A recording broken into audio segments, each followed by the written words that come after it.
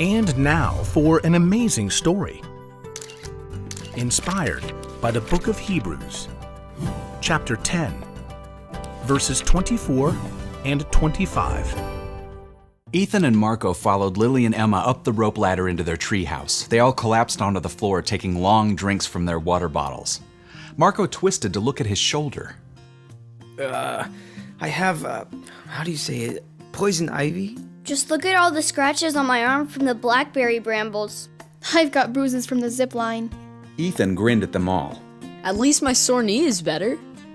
None of them really minded their scrapes. After all, they'd had an amazing 3 weeks working to get the new living museum and adventure park set up.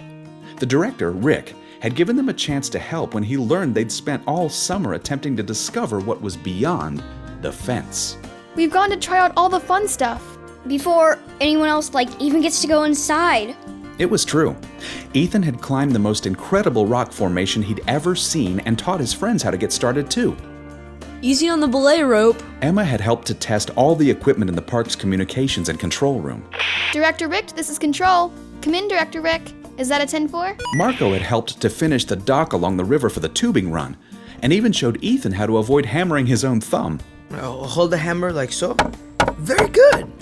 Lily had designed and painted the signs that pointed out each area of the park. Emma, how we mix the ochre? Okra?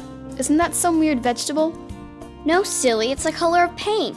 Now, back in the treehouse, Emma shielded her phone from the late afternoon sun as she stared at her calendar app. How can the summer be almost over? It just started. I have to go back to New York.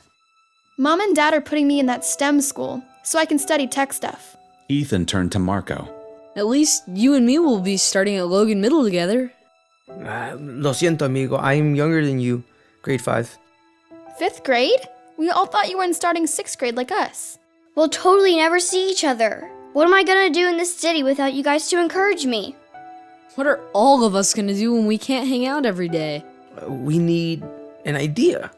He popped his hand over his head like a lamp lighting up. Something to help us think. They all considered for a moment, and then, as one, turned to Lily. The chain. Abuelo. Your necklace. Lily smiled as she slid the chain strung with guitar picks over her head. It was a gift from her grandfather, with wisdom about being a good friend. The chain itself was an inside joke between them now because it always seemed to have the perfect Bible verse for whatever they were facing. Have we read them all yet? Lily held out the chain so her friends could look through the verses. Oh, I haven't seen this one. It's from Hebrews. Let us consider how we can stir up one another to love. Let us help one another to do good works. That is what we've been doing, amigos. Let us not give up meeting together. Some are in the habit of doing this. Instead, let us cheer each other up with the words of hope. Let us do it all the more as you see the day coming when Christ will return. I don't really see how we can do that when we're in 2 different states in 4 different schools. Wait, I got it! Emma clicked on her walkie-talkie and adjusted her headset.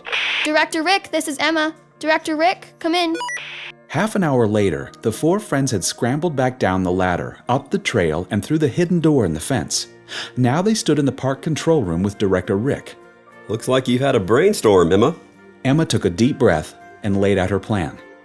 Director Rick, if me and Ethan and Marco volunteer at the park for 2 hours each week, would you let us use the control room for an hour every Saturday? I'd consider it if you had a good reason. Emma seated herself at the main control desk and gestured to the mics and large screens that filled the room. If we all meet here on Saturdays, we can video chat on the big screen with Lily while she's in New York. It'll be like she's right here in the room.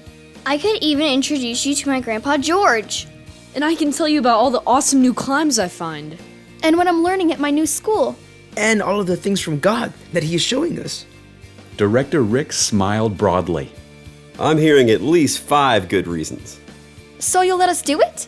You share your gifts here at the park, the things God has made you good at doing, and then you can use the control room to hang out together. Bueno. Totally perfect. The 4 friends grinned and hugged each other. They would be going their separate ways soon enough, but that didn't mean they had to stop encouraging each other or sharing what God was doing in their lives.